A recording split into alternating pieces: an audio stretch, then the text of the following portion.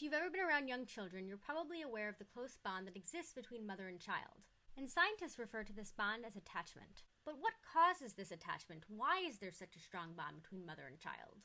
For years, scientists thought that it had to do with food.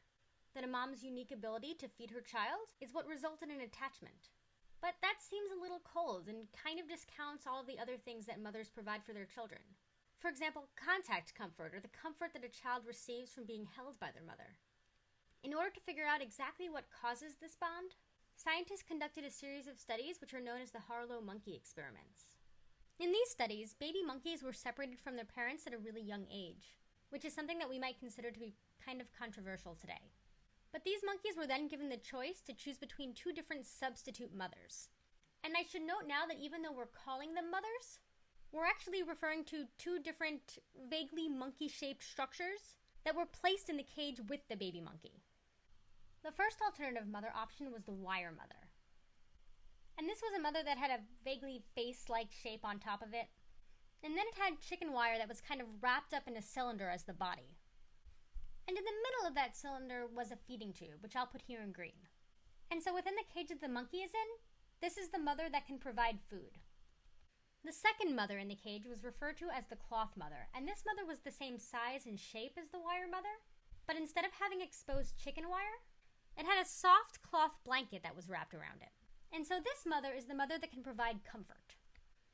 So our monkey has been placed in this cage with these two mother substitutes. Now, which mother do you think that the monkey is going to go to? Well, if you believe that food is the basis for attachment, then you would predict that the baby would go to the wire mother, because this is the mother with the feeding tube. This is the mother that can provide them food.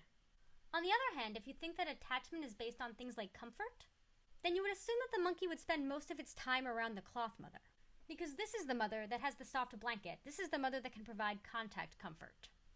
Well, it turns out that the baby monkeys overwhelmingly prefer the cloth mother, indicating that it's comfort and not the ability to actually provide nourishment that forms the basis of attachment. In fact, these baby monkeys didn't just go to the cloth mother, they spent a large majority of their time absolutely clinging to her.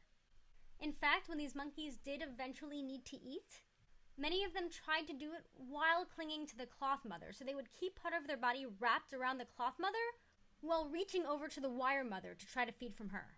These monkeys simply did not want to lose contact with the cloth mother. They simply did not want to give up that comfort.